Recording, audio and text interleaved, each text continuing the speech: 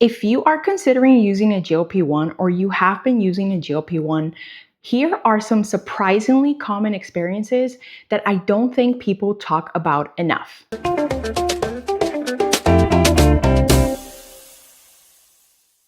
The first one is that food simply stops being entertainment. Once I started using a GLP-1, I finally realized how much of my day revolved thinking about food, planning my day around food, looking forward to specific food items or meals, or simply rewarding myself with food after a good day.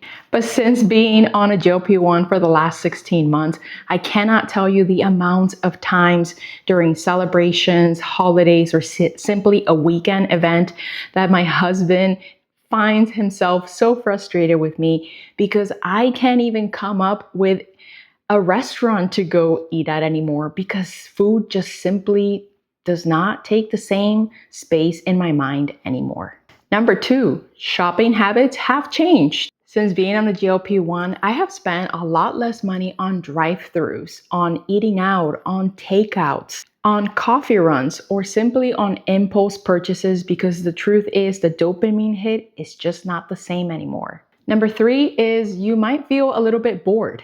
For so much of my life, food has been a major source of comfort and excitement, and its absence has left a strange void. And to fill that void, many of us are starting to pick up new hobbies, walking routines, reading, or fitness goals to fill that space.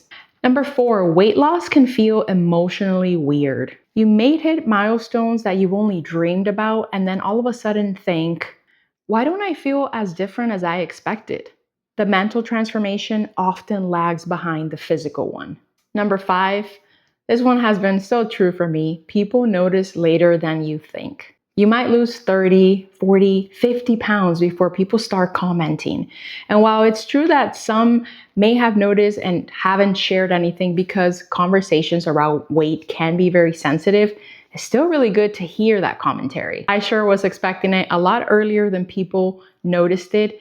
And I am finding myself now getting a little uncomfortable when people do notice because they want to talk about it. And I'm not sure I want to anymore. Number 6, your old portion sizes start looking massive.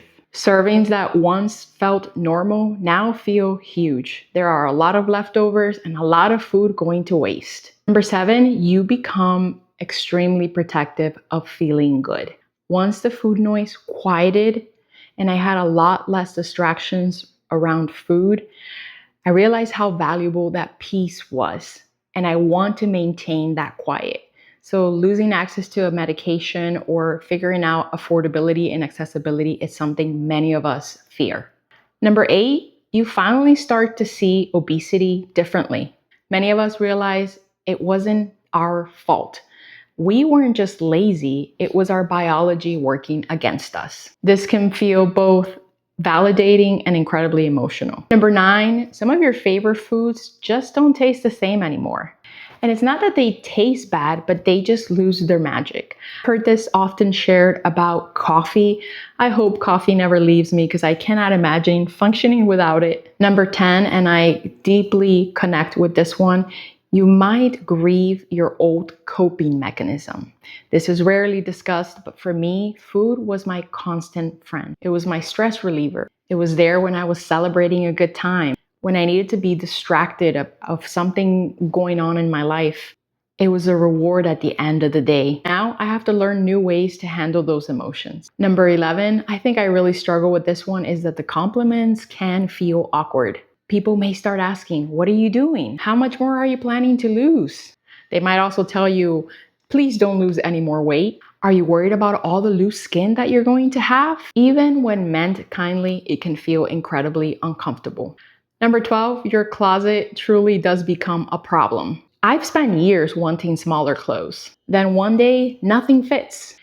And truthfully, I'm annoyed because replacing an entire wardrobe is so expensive in this economy. Number 13, the scale actually matters a lot less than you think. We start to become really excited about non-scale victories, like crossing our legs, fitting in boots, tying our shoes more easily, getting up from the floor without injuring ourselves, seeing collarbones, and wearing old clothes more than actually seeing the number on the scale.